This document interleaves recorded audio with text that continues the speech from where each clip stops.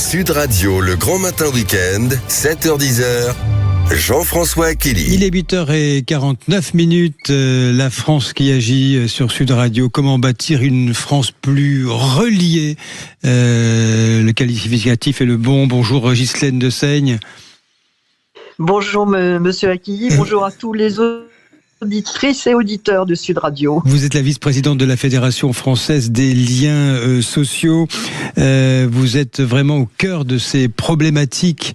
Vous me corrigez, mais je dirais que les sociétés modernes sont confrontées à un phénomène qui est de plus en plus observé, quantifié, celui d'une forme de solitude qui s'empare de toutes les couches de la société, mais avec un lien social qui, à vos yeux, Ghislaine Dessaigne, doit devenir une grande cause nationale.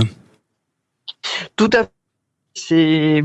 Alors, il y a un récent rapport de l'OMS qui, en 2025, qui précise effectivement que l'isolement social, la solitude, doivent être prise en compte de façon beaucoup plus importante par les pouvoirs publics, de façon à justement casser cette mauvaise dynamique qui casse le lien humain. C'est très important. On ne vit que par rapport au lien social. Il y a une petite difficulté avec la liaison téléphonique. Je vous demanderai on va peut-être vous rappeler, si vous nous donnez quelques secondes, Ghislaine Dessaigne, parce que c'est important ce que vous allez évoquer ce matin. De nombreux ouvrages sortent sur la question en cette rentrée parce que, les responsables, les pouvoirs publics se rendent compte que ce phénomène-là est en train de s'emparer d'absolument tout le monde. Il y a des catégories qui souffrent le plus que les autres de cette solitude, Ghislaine Dessaigne. Alors, on a été un petit peu coupé. Oui, c'est pas grave. Donc, oui, ce que je voulais dire, c'est que le rapport de l'OMS met vraiment en évidence le fait que le lien social doit être une priorité de santé publique. Les effets d'un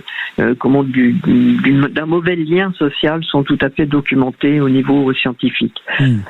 Vous savez, on peut être entouré de centaines de personnes, avoir 500 ou 1000 amis sur Facebook et pourtant être terriblement seul. À quel moment cette situation devient, je dirais, dangereuse, au fond ? Alors, elle devient dangereuse quand, effectivement, le sentiment de solitude, qui est un petit peu différent de l'isolement social, comme vous le dites très justement, le sentiment de solitude, qui est un sentiment subjectif, fait basculer la personne dans l'anxiété, dans une dépression très importante. Alors, avant d'en arriver à ça, il faut valoriser le lien social et justement, c'est un peu le rôle de la Fédération française des liens sociaux qui est une fédération récente puisqu'elle a été créée en 2024.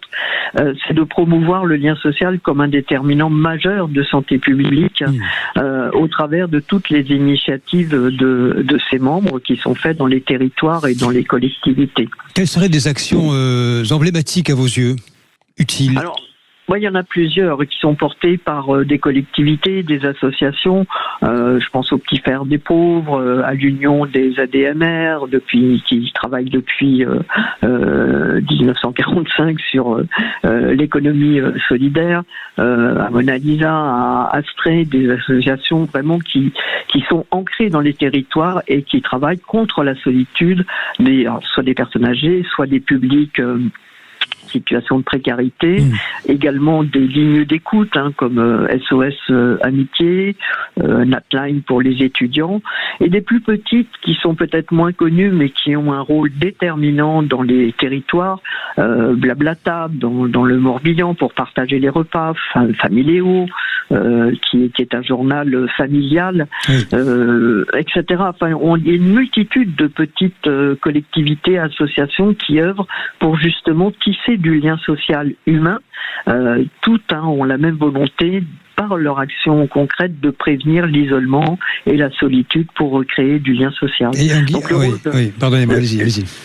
le rôle de la fédération, c'est vraiment de promouvoir ces différentes actions qui sont sur le terrain et de donner un éclairage à l'ensemble du public et de la société sur les outils de repérage, y compris pour le personnel médical, sur le repérage des signaux faibles de la solitude qui peuvent amener des situations dramatiques pour les personnes. Et vous y veillerez, j'imagine, en conclusion, Ghislaine Dessaigne, avec cette campagne présidentielle qui s'ouvre, en espérant que les différents candidats s'emparent du sujet quand même. C'est important. Tout à fait.